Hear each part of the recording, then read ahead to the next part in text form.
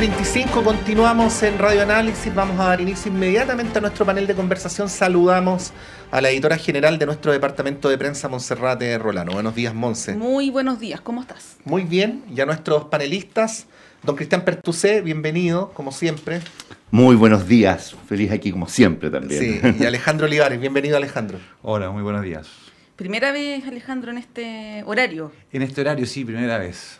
Sí. Lo habíamos entrevistado, pero no de panelista. Sí, la última vez estuvimos conversando de Ecuador hace un par de semanas, o un mes ya. ¿Por qué? ¿Por qué estaremos hablando de Ecuador? ¿No? Raro. Sí. Hoy día es para hablar más. Sí. Bueno, justamente les quiero proponer partir por ahí. Hay un montón de temas en nuestra contingencia nacional, pero les quería proponer que hagamos un breve repaso respecto de lo que está pasando en Ecuador y esta crisis diplomática con México y a nivel internacional, en realidad, no solamente un tema bilateral. Alejandro, ¿qué es lo que qué podríamos decir? No sé, hay muchas cosas que podríamos decir, ¿no? Pero para hacer un breve acercamiento al tema. Bueno, un gobierno débil, primera cosa. O sea, yo sé que suena lugar común, pero hay que partir por eso. Un gobierno débil en una institucionalidad débil y que cree que dando golpes efectistas, o sea, entrando a una embajada, dando una señal interna fuerte, muy fuerte, se puede generar algo de adhesión, apoyo y recuperar confianza. En el fondo son estos golpes de nacionalismo interno, de fortalecimiento interno, que ellos asumen que efectivamente podría generar algo positivo. Y además hay un tema de la derecha, o de parte de la derecha ecuatoriana con México, que lo tienen hace mucho rato, porque México, la Embajada de México está ubicada justo al frente del estadio, en una calle muy importante, centro comercial, muy bien ubicado. ¿El estadio qué? ¿El estadio de Liga Universitaria? No, el estadio, no el de Liga, el otro, siempre se me olvida cómo se llama, el estadio principal de Como nuestro estadio nacional. Como el estadio nacional. Entonces, una calle muy linda, muy bien ubicado y de muy fácil acceso. Entonces, todos los refugiados políticos, o gran parte de los refugiados políticos, se mete allá, salta la reja, y la policía y la derecha de Ecuador siempre ha intentado evitar eso y no puede. Entonces yo creo que ahora se sacaron un gustito así de esos que tenían clavado en el corazón y entraron simplemente. Uh-huh. Pero eso da cuenta de la debilidad institucional que tienen ellos eternamente y que esto va a seguir y esto va a escalar y va a seguir escalando a nivel internacional. Sí, porque Noboa no ha dado ni un paso atrás. Él defiende la decisión a ultranza. De hecho, ayer habló el canciller en la OEA y en realidad no solamente su exposición, sino todo lo que mostraron de cómo entró a la sesión, de que nadie los saludó, o sea, fue tratado como una suerte de paria, ¿no? Sí. Pero ellos están muy convencidos de que lo que hicieron es lo correcto, porque en lo interno los valida mucho. Entonces es un golpe efectista, por decirlo de alguna manera, pero en política interna. Yo creo que la lógica de ellos es, bueno, después arreglaremos hacia afuera, por decirlo de alguna manera. Pero primero tengo que ordenar, o tratar de ordenar algo interno y dar golpes que me generen validación. Claro, y golpear a Jorge Glass es fácil, sí. Es como golpear a Correa, es fácil. Lo difícil es golpear al narco, lo difícil es golpear a las instituciones que tienen problemas en todo el país. Lo difícil es pillar quien mandó a matar a la jueza que estaba investigando a los narcos en Esmeralda. Y eso no va a pasar. Sí, para precisar, quien habló ayer en la OEA en representación del gobierno fue el vicecanciller Dávalos, porque la canciller en mujeres bueno, ahí voy a dar el nombre. Cristian. No, yo comparto lo que dice Alejandro. Efectivamente, hay una problemática interna. Recordemos además que Noboa está completando un periodo con la posibilidad de ser reelecto, ¿cierto? Porque es un periodo muy cortito el que... Y tiene que haber un golpe efectista. Hay una problemática de seguridad también súper potente en Ecuador, pero está generando una escalada en términos de relaciones internacionales que es preocupante y que puede aislar bastante también a Ecuador. O sea, más allá de la posición política o algunos cariños que puedan existir hacia el presidente Noboa, obviamente aquí está en juego todo lo que tiene que ver con las relaciones internacionales y con el proceso de integración, digamos, que tienen que tener los países. O sea, puede quedar bastante aislado y eso es preocupante, más allá de los efectos internos que pueda querer el presidente Noboa. y es sumamente preocupante esto en Ecuador. ¿Y para dónde va es la pregunta? O sea, ya Ecuador viene con una problemática desde Correa en términos de, como decía, yo no sé si ya la institucionalidad es débil, está muy corroída en términos como el óxido, no quiero decir que hayan problemas de otra índole, pero desde Rafael Correa en adelante la institucionalidad ecuatoriana se está viendo muy debilitada y eso obviamente va generando problemas, va generando una serie de problemas en diferentes ámbitos, no solo políticos, no solamente relaciones internacionales, sino que también en términos del desarrollo, de cómo la gente se siente cómoda en el propio país y puede generar también problemas en el corto y mediano plazo de inmigración de las personas. Entonces hay que mirarlo con mucho ojo esta situación. Bueno, si hay algo positivo, si se puede llamar de esa manera, es que ha habido unanimidad y una transversalidad en condenar esta situación en todos los países, incluso algunos que podrían ser más aliados de Ecuador. Milei, por ejemplo, salió a condenar esto y ayer estuve escuchando un ratito la Comisión de Relaciones Exteriores de la Cámara, transversalmente, parlamentarios desde la UDI, ¿no?, hasta la izquierda, eran muy categóricos en plantear que esto era inaceptable, ¿no? Y bueno, en unos días más va a haber un plebiscito en Ecuador donde probablemente también hay una medición de fuerzas para el gobierno de Noboa. Alejandro, no sé si quieres agregar algo. Sí, dos cosas. El estadio es el Olímpico de Atahualpa, disculpen, me había olvidado. ¿Sí?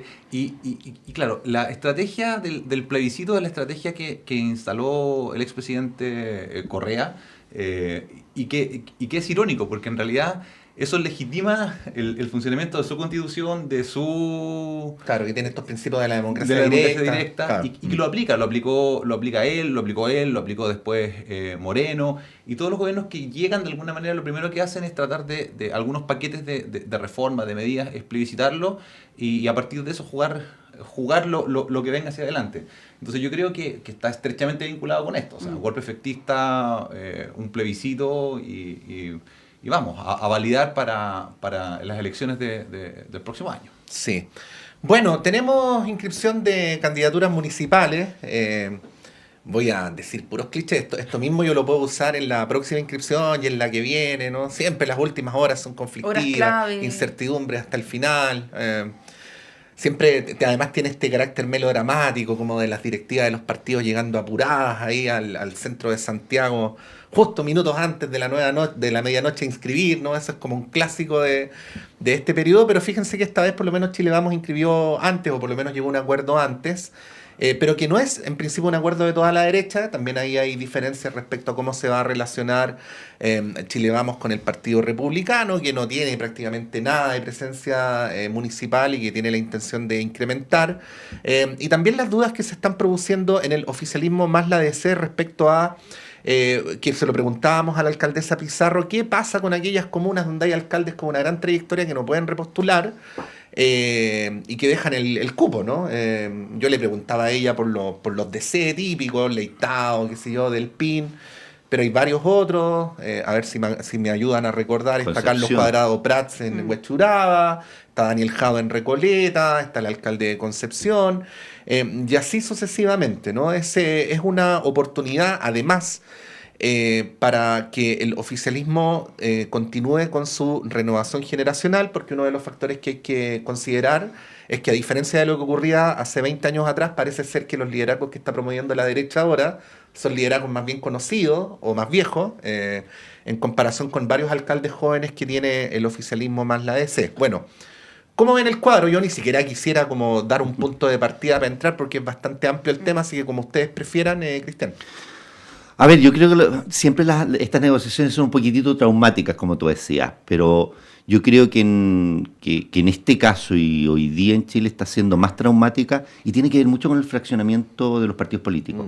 O sea, cuando tú te sientas, antes se sentaban a la mesa dos partidos y era traumático por la centro derecha y por la izquierda se sentaban 5, digamos, ¿cierto? Hoy día tenemos, no sé, 11 partidos en el oficialismo, más la DC, que ya yo diría que es oficialismo, pero también que tiene una cuota de poder. Después tenemos todos estos partidos que podríamos decirlo en el centro o la centro derecha, voy a dejar en el Centro Democrático, como parece que se llama el Pacto de Amarillos y Demócratas. Y es súper complejo y tiene que ver también con el fraccionamiento de los partidos, sumado a eso que hay 2 elecciones que son de carácter uninominal, que son las de alcalde y las de gobernadores regionales. Entonces, complejiza mucho el tema porque también los triunfos que puedan tener eventualmente es cómo se van a posicionar los partidos hacia la negociación que viene el próximo año también en el Congreso para el Congreso y la presidencial. Y también va a catapultar o puede tener más apoyo para algunas candidaturas presidenciales. Entonces, esto tiene que ver mucho y yo creo que está siendo mucho más difícil. O sea, hasta donde uno venía escuchando, todavía no se levantan de la mesa desde ayer en el oficialismo. Siguen ahí en el PS. Siguen en el PS, comiendo pizzas y pollo con arroz, al parecer. Pero se complejiza mucho más por el fraccionamiento. O sea, teniendo la cantidad de partidos que tenemos hoy día, complejiza mucho más la temática porque todos tienen aspiraciones legítimas, voy a decirlo, de tener o alcalde y sobre todo, que seamos sinceros, más allá de la importancia, la necesidad de que hayan concejales y consejeros regionales, ¿cierto?, que son electos por sistemas proporcionales. Aquí la batalla está dada por cuántos gobernadores y cuántos alcaldes se van a tener el día 26 o 27 de octubre. Domingo 27 de octubre. Domingo 27 de octubre, y esa va a ser la gran batalla. Se van a sacar cuentas después en cuanto a cuántos los votos en concejales, los votos en consejeros regionales, pero lo que va a quedar y lo que queda en el imaginario colectivo son los alcaldes y son los gobernadores, seamos sinceros. Bueno, este tema tiene un montón de aristas, implicancias a futuro también, lo que está pasando en el oficialismo, que es noticia en desarrollo, lo que ocurre en la oposición, donde está muy enfocado en el sector oriente. Ha habido críticas por parte de Hugo Herrera, que ha dado varias entrevistas y ha escrito columnas sobre eso, planteando que lo de Cubillos en realidad no tiene mucho valor, que sería un desafío si es que ella hubiera ido a disputar Santiago, por ejemplo, no Las Condes, que es y hay acusaciones de que la derecha está como arrugando en algunas comunas donde debería ir a competir, ¿no? Sí. Así es. Está el caso de Providencia, ¿no? Con los hermanos Monker, ¿son hermanos? Sobrino y tío. Sobrino y tío. Y el caso de Belolio, que también eso va a tener implicancias probablemente en otras comunas como Puente Alto. Y yo agrego una pregunta, Alejandro, sobre la reforma de hace algunos años sobre la reelección, ¿no?, que limita la reelección para los alcaldes. Siempre medidas de este tipo suelen ser evaluadas cuando transcurren algunos años, ¿no? Y lo que está pasando con muchos alcaldes, que son liderazgos importantes en sus comunas, que no pueden reelegirse, ¿no? Y ese es el meollo del conflicto que tiene ahora el oficialismo. ¿Cómo evalúas, ya transcurrido algunos años, lo que ha pasado también con esta ley, ¿no?, que limita la reelección? A mí en general ese tipo de leyes me parecen incentivos correctos. O sea, hay que hacer una evaluación más específica, pero en términos muy generales me parecen incentivos institucionales correctos, porque lo que hacen es cambiar el foco. Hacen que los actores políticos cambien su estrategia de ambición progresiva o regresiva, dependiendo hacia dónde quieran ir, que no se focalicen solo en algún lugar, que los diputados, que también tienen límite, tengan una mayor vinculación con algunos territorios, o por último estén un poco más en las comunas, pensando que en algún momento los alcaldes también van a querer ir a ser diputados o moverse de alguna manera. Entonces, a mí en términos muy generales me parece una estrategia correcta, porque además tenemos que hacernos cargo de una cosa muy importante en nuestro sistema político a nivel local, y es que está muy desregulado en cuanto a temas de corrupción, y hay muchos problemas que ocurren. Y el tener siempre alcaldes que pueden estar 50 años, colocando una exageración ridícula, pero que podría ser, hace que aumenten aún más los temas de corrupción. Entonces, cuando hay incentivos bien puestos para competir, para saber que no voy a ser eternamente el patrón, la patrona de ese territorio, que no soy el dueño, no soy la dueña, efectivamente se pueden generar y se destapan algunas cosas de corrupción que antes no se destapaban. O sea, sabemos los problemas de corrupción en ciertas comunas del barrio alto, efectivamente porque algunos concejales que querían ser después alcaldes acusaron a sus propios correligionarios de partido. O si no, no lo hubiésemos enterrado nunca de algunas cosas que ocurrían en Las Condes o en Vitacura. Entonces, yo lo veo de verdad muy positivo. Claro, tiene sus contras, obviamente. Tiene el contra del que sube el costo de la transacción en la negociación. Y efectivamente todos quieren disputar el espacio.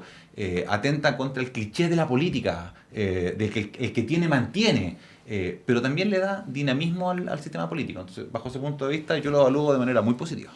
Sí, bueno, 12 años en un municipio no es poco tampoco, pues son 3 periodos. Y el problema se produce cuando no hay alternancia también, como es lo que ha ocurrido en Las Condes, por ejemplo. Bueno, claro, porque en Las Condes han cambiado nombres, pero en realidad ha estado siempre la UDI, ¿no? Sí. O sea, sí. Y bueno, lo hemos dicho aquí varias veces, no tenemos cómo hacer afirmaciones y sería muy irresponsable respecto a tal o cual comuna, pero lo que sí podemos afirmar, porque los periodistas tenemos que afirmar hechos, no hablar especulaciones, ¿no? Es que los casos de corrupción por lo general han sido destapados por alcaldes de signo contrario que han venido después de los que estaban antes, ¿no? Y en ese sentido la alternancia en el poder en los hechos se ha demostrado como un factor que contribuye a un mayor nivel de probidad. Ahora, Cristian, si a este respecto quieres decir algo, por cierto, la palabra es toda tuya, si respecto a otro asunto también, pero sí te quería preguntar por algo concreto, que era lo que ahí pimponeábamos con Montserrat, el tema de la derecha, ¿no? Por ejemplo, el caso de Santiago a mí me llama profundamente la atención. O sea, errores aparte de la alcaldesa Hasler, ha habido evidentemente un intento durante 4 años por parte de sus opositores por mostrar que es una alcaldesa incompetente, joven, comunista como un defecto, obviamente, no como una descripción. Y es evidente que la alcaldesa hoy día parece debilitada, ¿no? Pero al momento de competirle nadie quiere dar el salto, ¿no? Y hay otras comunas donde están ocurriendo situaciones parecidas, ¿no? Bueno, ¿cómo lo ves ahí? Es que yo creo que hay gente dispuesta a dar el salto. Yo creo que hay una lógica aquí de no quieren entrar en la lógica de primarias, ¿ah? Porque yo por lo que venía escuchando, por lo menos de Sebastián Sichel, que quería ser candidato, que estaba totalmente disponible, pero no quería entrar en una lógica, o más que en una lógica, en un proceso de primaria. Los procesos de primaria son complejos, son buenos, pero también tienen complejidades. Muchas veces las heridas que quedan dentro del mismo sector movilizan contrariamente a la persona electa. Pero yo creo que está por ahí, hay muchos personajes que quieren ser ungidos, digamos, y ahí tenemos que nuevamente, nuestro sistema está operando contradictoriamente. Se hablaba de 45 primarias, ahora parece que van a tener 20 en Chile Vamos. Yo no sé cuántas primarias van a haber en el oficialismo, al parecer no quieren tener tampoco muchas primarias, por esta lógica también de competencia y heridas que se crean en el tema. Entonces, ahí hay mucha problemática en esto, y claro, uno quiere llegar, instalarse y no tener que tener una pre-campaña, digamos, que es la primaria, para después quedar ungido y ir a la competencia. Es desgastante sin lugar a dudas, pero es un mecanismo que tenemos de selección de candidatura en Chile. Es complejo y hay que mejorarlo. Y yo solamente quería decir algo respecto a lo anterior. Es cierto lo que tú dices, muchas veces los actos de corrupción se destapan porque o sea, hay una alternancia en el poder entre los alcaldes de distintos signos. Pero también ahí nos muestra otra falla que tenemos en el sistema. Los concejales, que tienen por función fundamental la fiscalización, no están fiscalizando. Pero parece que es porque no tienen poder, ¿eh? O sea, pero es que la facultad a ver, en el entramado que se ha armado en los municipios, se le han ido entregando muchas facultades de relación directa con el jefe de control. El jefe de control es nombrado o es removido inclusive por los concejales, no es una autoridad de confianza del alcalde. O sea, hay un instrumental, pero algo nos está pasando ahí también. Yo creo que ahí tenemos problemas, porque no puede ser que estemos 4 años o 8 o 12 años y que tengamos que esperar todo ese periodo de tiempo para que se puedan saber los actos de corrupción que pueden existir en las municipalidades. Yo no sé cuántas investigaciones, el otro día estaba escuchando que, si no me equivoco, hay 200 municipalidades o más de 200 municipalidades con investigaciones en el Ministerio Público, otras tantas con presentaciones y acusaciones del Consejo de Defensa del Estado. Entonces tenemos una problemática que hay que verla más profundamente. Son 200, no sé, son 200 una y fecha tal, sí. una cifra similar, pero de 345. O sea, De estamos hablando 345. de más de la mitad.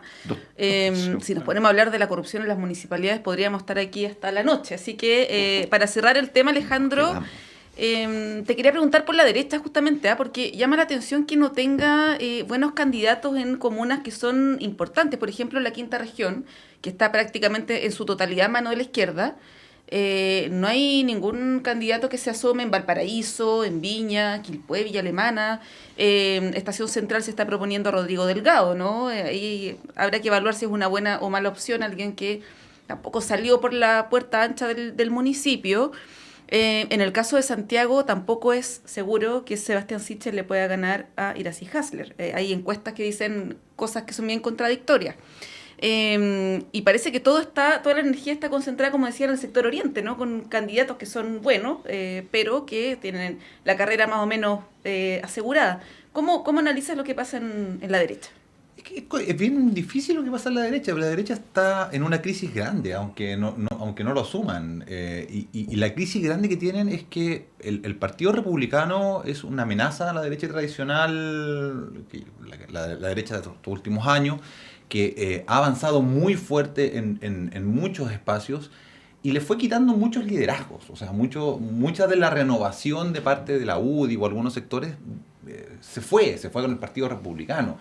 Entonces, ahí hay una estrategia de enfrentar, de contener o de traer a la derecha el Partido Republicano, que yo creo que es una apuesta por generar algo más mediático, algo más grande, es decir, reforzar lo que ella tiene, reforzar que mantenemos las comunas emblemáticas, nuestro espacio natural, reforzar que tenemos algunas cosas y no ir a dar batallas que se van a perder. Es difícil ir hoy día a la elección en Valparaíso y enfrentarse con alguien dada la contingencia. Yo no sé quién puede ir. O es muy difícil, dados los actos de corrupción anteriores, pero Alejandro, demás, ¿por qué es difícil? Disculpa que haga preguntas aparentemente tontas, pero la prensa viene diciendo del alcalde echar cosas todas las semanas. Entonces, ¿por qué es difícil que la derecha presente un candidato que le pueda ganar? Porque una cosa es lo que diga la prensa a nivel nacional, una cosa es lo que digamos acá, y otra cosa es lo que está ocurriendo en el terreno, en el territorio, donde efectivamente esos alcaldes son incumbentes. Entonces tienen primero todo el aparato para ir colocando recursos, movilizando gente, que es lo que hace lo que hacen los políticos cuando van a la reelección. Porque su gestión, a pesar de que puede ser muy criticada a nivel nacional, sus gestiones en general, a nivel local, tienen impactos positivos y tienen gente que está ahí. Por lo tanto, cuesta mucho enfrentar a un alcalde que va a la reelección. Y cuesta mucho enfrentar además sabiendo de que se puede perder. Entonces, dicho todo eso, la derecha yo creo que ha optado por una estrategia en la cual le conviene ganar algunas batallas simbólicas y reafirmar su posición en muchos lugares, sabiendo de que además esto puede tener un efecto mediático más que un efecto práctico. O sea, en realidad, ¿alguien se acuerda cuál es el partido con más concejales hoy día? ¿Y con más alcaldes? Socialista, pues. RN. Entre RN Entre RN, pero el RN es el que tiene más y RN, el Partido Socialista. El Partido Socialista. Y eso implica que fueron mayoría, que tienen algo. No necesariamente. Sí les da un despliegue territorial, pero efectivamente la negociación, la macro negociación, yo creo que pasa por colocar hitos simbólicos. Entonces, y eso es lo que está apostando parte de la derecha. Ganó más, yo te diría que ganó más RN. Yo no sé dónde están todos esos concejales, porque también los movimientos que tú decías, el Partido Republicano, otros partidos. ¿Puedo agregar una cosita? Yo creo que también en la derecha se está dando lo que yo llamaría el síndrome presidencial. Yo creo que muchos están, antes de ir a una alcaldía, a ser concejal, quiero ver porque vamos a hacer gobierno nuevo y hay incentivos para eso, digamos, y se van restando. Yo creo que también se da un poquitito ese síndrome de llegar al gobierno. Sí. Hay que tener cuidado con el exitismo. Como Hay que lo tener mucho advertía cuidado con el Pablo sistema. Longueira. En la política y en la vida. Efectivamente. Sí. Bueno, por eso yo homenajeo a los viejos periodistas, ¿no? Porque hoy día es mucho más fácil ser periodista cuando alguien no sabe algo, no puede googlear, ¿no? Así que mi homenaje a los viejos periodistas, muchos de ellos maestros nuestros. El partido con más alcaldes electos en la última elección municipal fue la Democracia Cristiana. Alcaldes sí. Sí. No, Concejales, yo- falta el concejales. dato Falta el dato de concejales. concejales, ese se los doy a la vuelta de la pausa. Justo son las 9, así que vamos a una pausa y a la vuelta continuamos con la conversación y con el dato que les debo.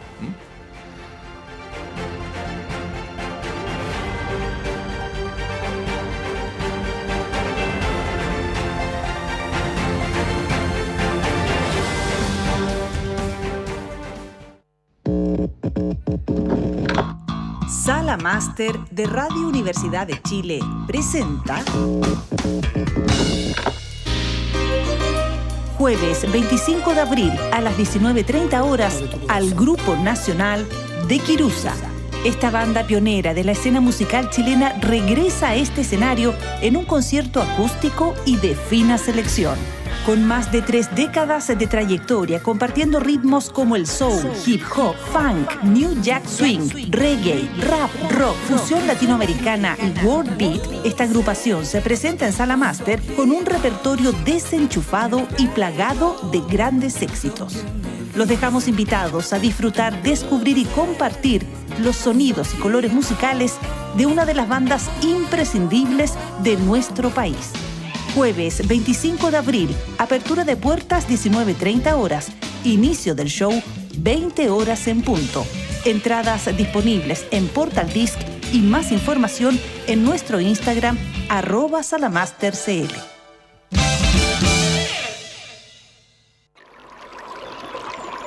Aguas Trayén o Cascada en Mapudungún es la mejor agua purificada con tecnología de última generación. Para más información, visite su página web www.aguastrayen.com.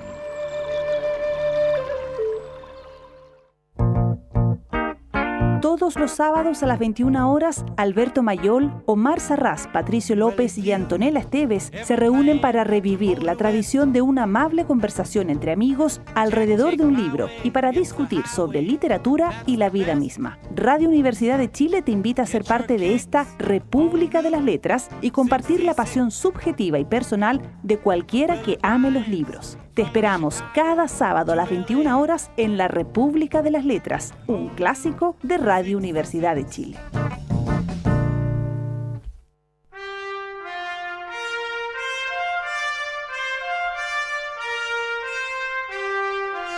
Radio Universidad de Chile y la Facultad de Arquitectura y Urbanismo de la Universidad de Chile los invita a escuchar todos los viernes a las 11 horas el programa Pensar Habitar, un espacio de opinión, entrevistas y destacados invitados. Pensar Habitar es patrocinado por la Facultad de Arquitectura y Urbanismo de la Universidad de Chile. Conduce el arquitecto Max Aguirre González. Pensar Habitar, todos los viernes a las 11 horas en la radio que piensa. Hola, soy el periodista y locutor Luis Hernán Schwaner y quiero invitarles a compartir cada viernes a través de Radio Universidad de Chile el Último Café. El Último Café, cada viernes a las 22 horas en Radio Universidad de Chile, 102.5 FM y en nuestra señal online en www.radio.uchile.cl. Recuerde, El Último Café, cada viernes a las 22 horas en la radio que piensa. Usted está invitadísimo a compartir con nosotros El Último Café.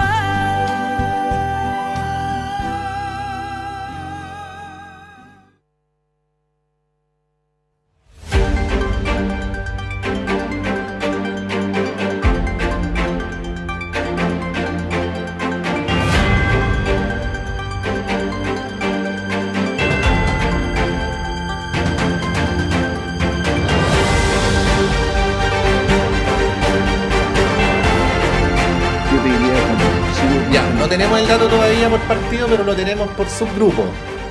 En la elección municipal del 2021, quienes más obtuvieron fue el subpacto PS-PPD Independiente, que obtuvo 475 concejales, seguido por el subpacto en Chile Vamos de Renovación Nacional e Independiente, que obtuvo 376.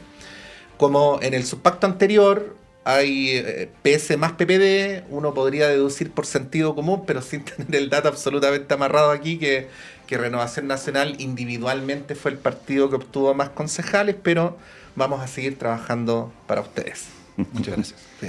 Bueno, para avanzar en otros temas también muy importantes en nuestro país, ayer lo conversábamos también antes de que se produjera esta actividad protagonizada por parlamentarios, en su mayoría de Chile Vamos, algunos republicanos, amarillos, demócratas y un diputado independiente, pero de la bancada del PPD, el diputado Araya, ¿no? Jaime Araya Antofagasta. Jaime Araya, Sí. solicitando a la Corte Suprema que pudiera suspender al fiscal Armendáriz, acusando también una especie de persecución respecto del general Ricardo Yáñez. Esto instala varios temas que son colaterales a ¿no? La permanencia del general Yáñez, que cada vez resulta más difícil de defender. Ayer nuevamente la ministra Toá planteó que él está ahí porque cuenta con la confianza del presidente. Eso por un lado. Por otro, esto de un poder del Estado inmiscuirse en otro poder del Estado, porque finalmente lo que estaba ocurriendo era pedirle a la Corte Suprema que remueva un fiscal, ¿no? Va más allá de la labor fiscalizadora que tienen los diputados y diputadas.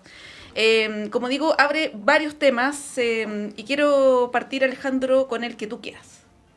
O te doy a ti la posibilidad de que partas como desees este tema. A ver, primero es preocupante, para mí hay señales que son preocupantes. Una señal preocupante es que efectivamente un poder quiera hacer este tipo de intervención contra un poder autónomo. O sea, efectivamente es cuestionable que el director de Carabineros esté todavía en su cargo, sí. No es cuestionable una investigación hacia él, o sea, efectivamente un fiscal en el desarrollo de su trabajo lo puede desarrollar, y lo va a hacer y lo debe hacer. Lo que no corresponde es que efectivamente los diputados, diputadas, hagan este tipo de afirmaciones, aclaraciones y peticiones. O sea, ¿qué pasa si el día de mañana son ministros los que hacen esto mismo? O es el presidente el que se para y dice esto. Entonces, ahí hay que también tener un poco de responsabilidad por parte de los poderes del Estado para su tarea. Y por lo tanto, yo creo que hay un primer llamado de atención que tiene que ser importante y que tenemos que cuestionar. O sea, claro, los actores en su día a día político no tienen por qué hacerlo, pero sí los que estamos en el costado, parar y decir, eso es inapropiado. Aquí, en la Quebrada del Ají, sea quien sea los diputados, senadores o quien firme aquello para presionar a la Corte para actuar en tal o cual forma. Hay que dejar que las instituciones funcionen. Nuevamente, un cliché, pero que es un cliché que vale la pena recordar. Gran parte de nuestro buen andamiaje, de nuestro buen nombre, de nuestro buen sistema, es porque las instituciones en alguna medida funcionaban. Y cada vez que salimos a colocarle palitos a las instituciones, a presionarlas, a molestarlas, no funcionan tan bien como deberían. Sí, yo pienso, Cristian, estoy para dar mi opinión, yendo de lo general a lo particular, que sería ideal elevar el estándar en el debate. Digo, el estándar en los políticos, en los analistas y también en el periodismo, porque de un tiempo a esta parte hemos caído con mucha frecuencia en el doble estándar, ¿no? Y a veces hay casos que coinciden en la opinión pública, en los cuales los actores políticos, a veces descaradamente, ¿no? Tienen un estándar distinto para un caso que para otro, ¿no? O sea, esto que ocurrió ayer viene días después de lo de Jadwe, ¿no? En el caso específico de Jadwe, nosotros aquí en la radio señalamos que lo que correspondía era que la investigación procediera porque así funcionan las instituciones, ¿no? ¿Por qué habría que decir algo distinto respecto a este caso? Hecha la presunción de inocencia, pero lo mencionamos, ¿no? Pero mismo fiscal, que sí, en el caso del fiscal Armendáriz también es jefe de la fiscala Giovanna Herrera, que lleva a cargo la investigación de Jadwe. Ahora, Yo no estoy diciendo con esto que no pueda ocurrir que haya algún fiscal que no opere con parcialidad, porque los seres humanos son falibles y en todas las instituciones puede haber individuos que hagan un mal uso de esos cargos, pero eso se tiene que fundamentar. O sea, esta afirmación de que el fiscal Armendáriz tiene una animadversión contra Carabineros, contra el general Yáñez, hasta el momento no ha sido acompañado por ningún antecedente concreto que no sean las opiniones personales de un grupo de diputados. Y además quiero agregar algo, Cristian, y ahí te doy la palabra. El diputado Joanet, y lo escuchábamos más temprano en el noticiario, dijo que con esto los parlamentarios estaban utilizando, los diputados, su facultad constitucional de fiscalización. Eso es mentira. Bueno, yo iba a decir, eso es erróneo, ¿no? Yo soy más duro, eso sí. es mentira. No quiero dar la lata, pero me deja leer el artículo 76 de la Constitución. Sí, por favor. La facultad de conocer de las causas civiles y criminales, de resolverlas y de hacer ejecutar los juzgados, pertenece exclusivamente a los tribunales establecidos por la ley. Y esto que voy a agregar lo dice textual la Constitución, no lo estoy diciendo yo. Ni el presidente de la República ni el Congreso pueden, en caso alguno, ejercer funciones judiciales, abocarse causas pendientes, revisar los fundamentos o contenidos de sus resoluciones y hacer revivir procesos fenecidos. Cierre comillas, punto final, Cristian Pertusen. Chuta, es que está leyendo eso. Yo voy a decir que desgraciadamente sí, la política ha tenido errores muy importantes y desgraciadamente esto no es teoría del empate. Cuando el presidente Boric indultó, no me acuerdo el nombre de la persona, dijo porque él tenía la convicción de que era inocente después de un fallo judicial, y ahí hay un tema con el Poder Judicial que fue... O sea, lo quiero solamente recordar, porque aquí desgraciadamente se pueden pasar límites. Yo no sé... A ver, yo creo que, en primer lugar, que diputados estén interviniendo ante el Tribunal Constitucional para sacar... Más que sacar un fiscal, están interviniendo en una causa, me parece inapropiado, como dijo Alejandro. Voy a ocupar el mismo término para... No, él dijo que era mentira. Inapropiado. Inapropiado que intervengan, porque... Sí. Ahora, yo no sé, no conozco bien, pero me parece, inclusive estoy recordando que los abogados del general Yáñez presentaron un recurso para remover al fiscal Armendáriz y a la fiscal Chong, sí. Y que eso lo resolvió el fiscal nacional, y el fiscal nacional al final no dio lugar a la presentación. Yo no sé cómo son bien, porque entre los poderes del Estado deben haber fiscalizaciones, yo no sé bien cómo es el tema de la fiscalización, pero sin lugar a duda me parece inapropiado en este caso, porque está focalizado en un caso, y desgraciadamente cada vez más este caso se está politizando más. Yo te escuchaba en la mañana, cuando deberíamos tener una investigación que pudiera ser lo más pulcra posible para efectivamente tener verdad sobre lo que sucedió en materia de violación a los derechos humanos durante el estallido. Ahí tenemos una problemática. Desafortunadamente, más allá de que para mí el octubrismo ha tenido un envejecimiento muy malo, ¿ya? Pero obviamente en Chile hubo violación a los derechos humanos, se tienen que investigar, se tienen que encontrar los culpables, y esto desgraciadamente está enturbiando todo ese tema y lo está politizando cada vez más. De los derechos humanos, una máxima importante es la verdad y es las garantías de no repetición. Mientras no tengamos verdad, las garantías de no repetición son muy bajas. Y yo creo que ahí tenemos que operar y sacar esto. O sea, es importante saber si efectivamente, quiénes fueron quienes violaron los derechos humanos, que tengan los castigos que corresponda, que si hubo o no hubo omisión, yo no tengo problema que lo investiguen, yo tengo por las razones de mi cargo en el Instituto Nacional de Derechos Humanos, yo tengo mi convicción, pero más allá de eso, hay que investigarlo, porque hay que ver dónde falló también, o sea, de que hubo falla en la institucionalidad respecto de las vulneraciones que ocurrió a los derechos humanos, y no estoy hablando solamente de las personas respecto a los agentes del Estado, las personas que tuvieron trauma ocular, personas que murieron, estoy pensando en muchas vulneraciones, en otro tipo de vulneraciones a personas que también hubo casi 10.000 denuncias, eso no quiere decir que haya habido 10.000 violaciones, pero hubo casi 10.000 denuncias. Hubo otras vulneraciones importantes, vulneraciones a la libre circulación, al trabajo, o sea, muchas, pero más allá de eso, aquí lo que es importante saber, yo creo que estamos, desgraciadamente, entre el gobierno, están también metidos en un zapato chino en estas tesis de que, porque claro, estamos diciendo cualquier persona que sea formalizada hay un zapato chino ahí que es complejo porque además estamos entendiendo la vulneración como una culpabilidad a priori. Y yo quiero decir algo, a mí no me importa o no sacar un fiscal, porque recordemos que es un juzgado el que después va a ver la causa. Los fiscales solamente, que es su rol, es investigar y hacer la acusación, presentar los antecedentes ante los tribunales, y un tribunal compuesto por 3 jueces, los que tienen que llegar a establecer si hay culpabilidad o no.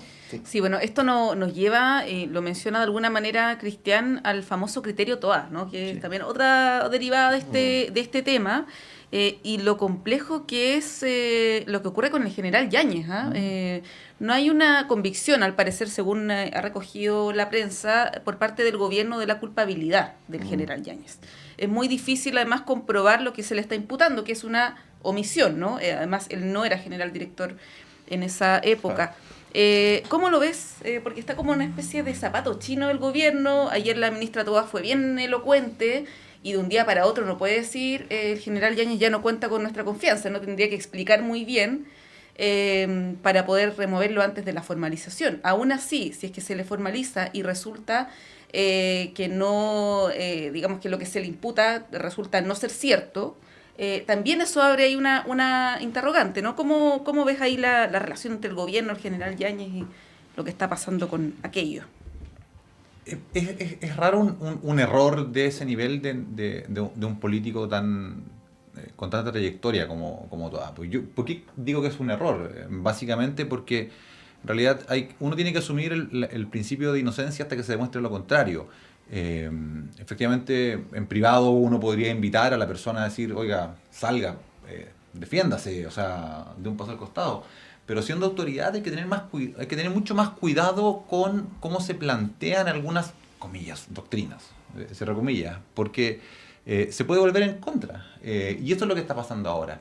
Yo creo que más allá del fondo es un error por la prensa mandar recados a autoridades o colocar opiniones tan tajantes como nadie que está siendo formalizado, porque nuevamente vulnera el principio básico de la justicia, y es que uno es inocente hasta que se pruebe lo contrario, hasta que se demuestre lo contrario. Y ahí yo creo que hay un error político, y el gobierno simplemente yo creo que debería salir de ahí. O sea, yo sé que es fácil decirlo, pero ya basta, hay que dejar que las instituciones funcionen, hay que dejar que las instituciones hagan su trabajo. Hay quienes han dicho que el gobierno se metió en un callejón solo, o que pisó el palito, o que está jugando, voy a decir lo que se dice, ¿no? Que está jugando de nuevo o la cancha que le raya a la derecha. Es que yo creo que hay de eso, hay mucho de eso, y hay un tema por eso yo partí diciendo que me extraña de una política con la trayectoria de la ministra Toa. Y por lo tanto yo creo que el gobierno tiene que salir de ahí. O sea, las instituciones están funcionando, hay una persona que si es que se demuestra su culpabilidad, su responsabilidad, deberá dejar el cargo. Mientras tanto, no es algo que proceda. Esto además los distrae de las agendas importantes que involucran a Carabineros. O sea, el gobierno debería estar preocupado de sus temas. O sea, ¿cuánto ha cambiado desde que el gobierno es gobierno la forma en que se instruye a los oficiales y a los policías en las escuelas matrices? Hay cursos de derechos humanos. El gobierno, a partir de toda la reflexión de octubre del 2019, ahora que es gobierno, la izquierda, fue y habló con los directores para decirle, mire, en las escuelas matrices, ramos de derechos humanos, veamos, hagamos algo. Hay un avance en esa materia.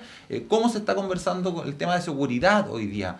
Es difícil estar hablando en una crisis de seguridad, y además que el ministro del Interior esté cuestionando al director general de Carabineros. ¿Cómo se sientan a conversar sobre más policía, dotación y demás? Entonces, yo creo que el gobierno tiene que salir de este cuestionamiento y dedicarse a la agenda que lo está presionando en este momento. Bueno, y el lapsus del ministro Cordero también, hay que recordar, que lo llamó públicamente por televisión a dejar su cargo.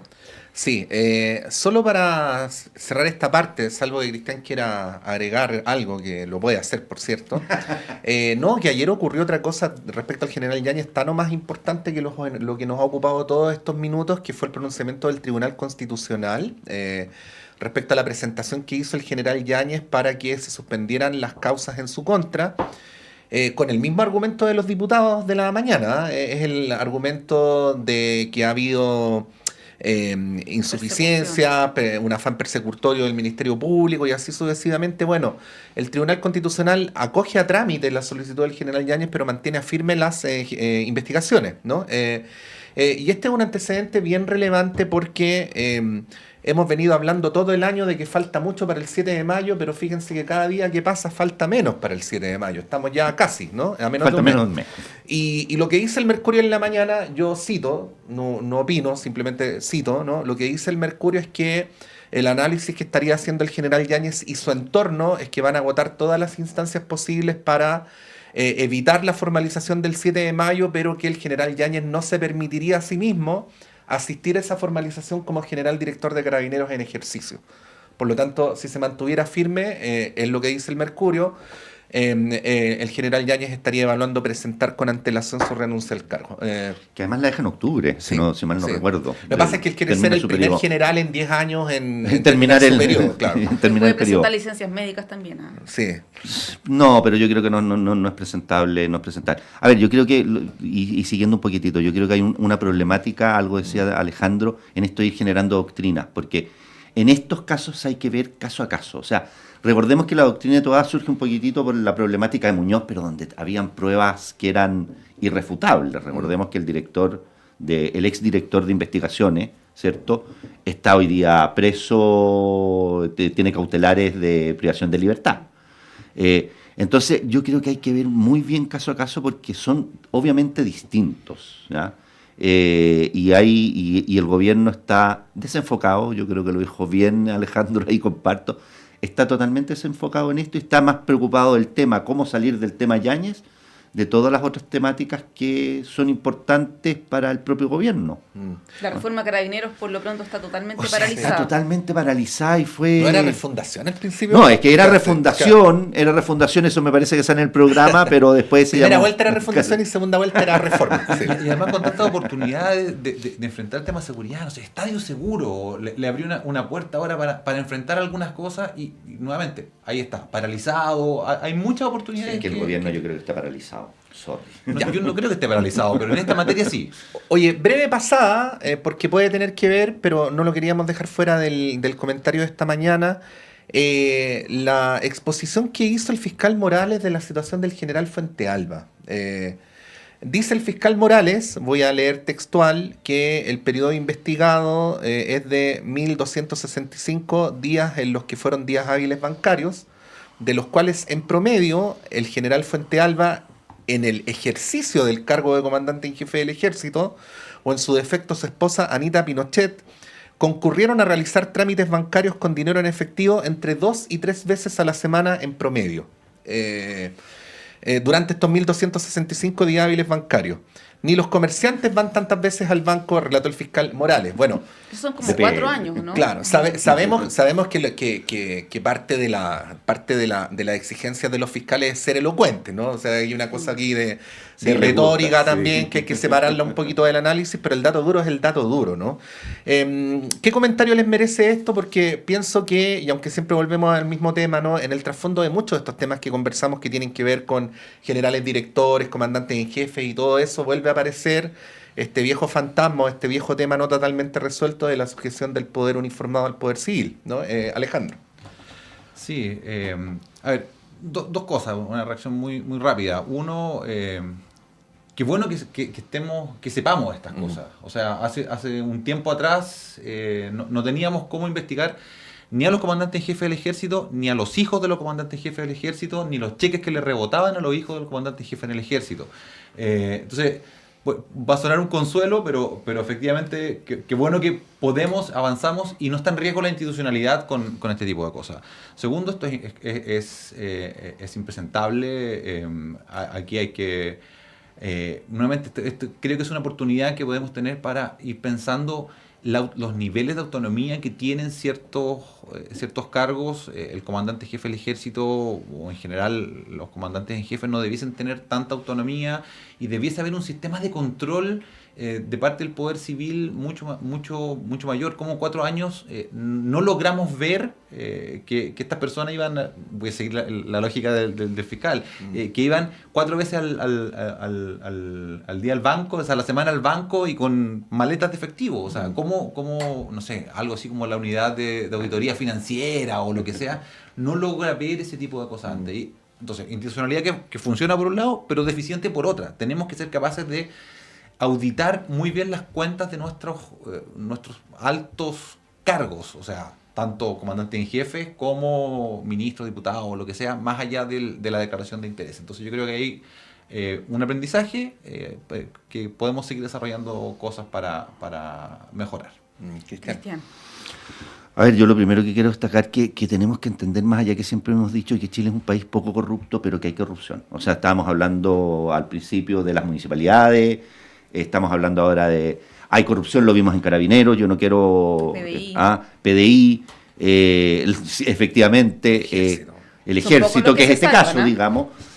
Sí, yo creo que lo que hice... O sea, uno, lo que tenemos que entender que la corrupción a lo mejor no es generalizada, no quiero decir que es generalizada, pero existen personas que desgraciadamente pueden empezar a hacer actos de corrupción. Esto es corrupción en todo su línea.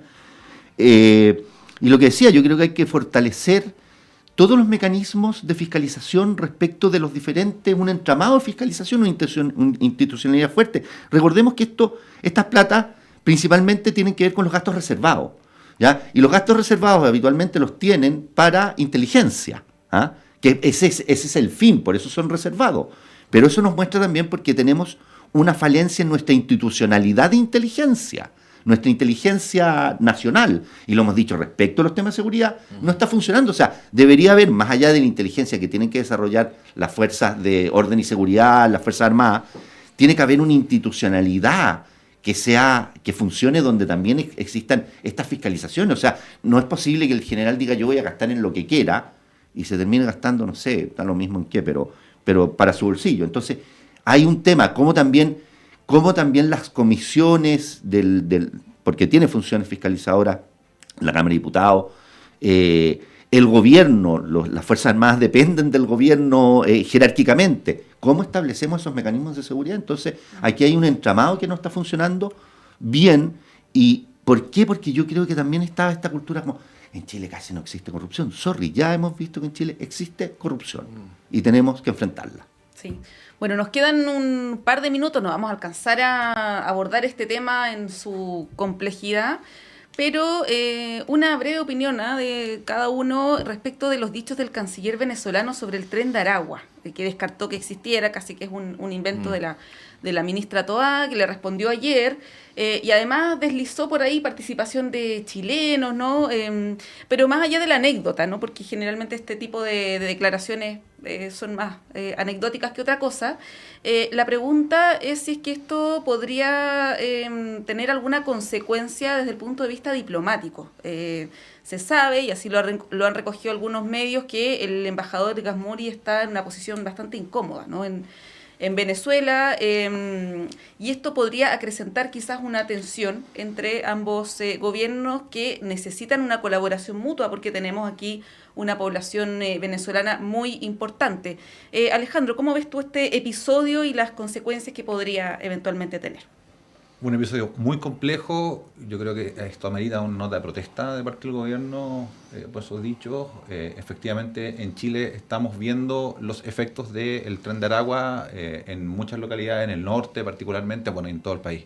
Entonces, hay que tomar acciones firmes, dar señales firmes hacia lo interno también y promover el diálogo con Venezuela en algunas cosas, pero no podemos permitir este tipo de declaraciones, porque efectivamente en Chile está comprobado que existe, está comprobado de dónde viene y miles de chilenos lo están sufriendo día a día. Entonces yo creo que amerita una acción un poquito más dura de parte del gobierno.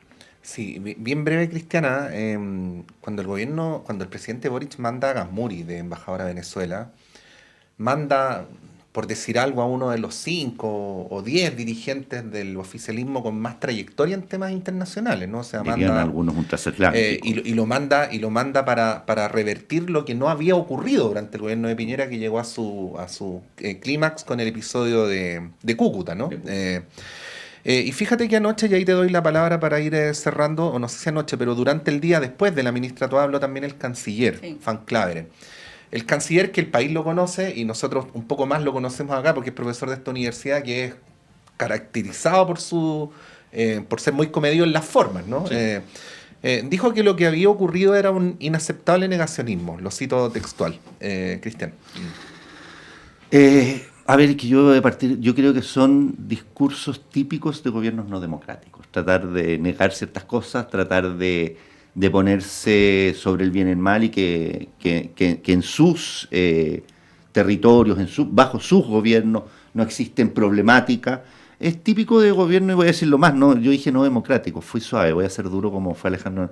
Yo creo que son gobiernos dictatoriales, lo estamos viendo con la inscripción para la elección de una posible candidatura, y estaba viendo, no sé, las propagandas que ahora se estaban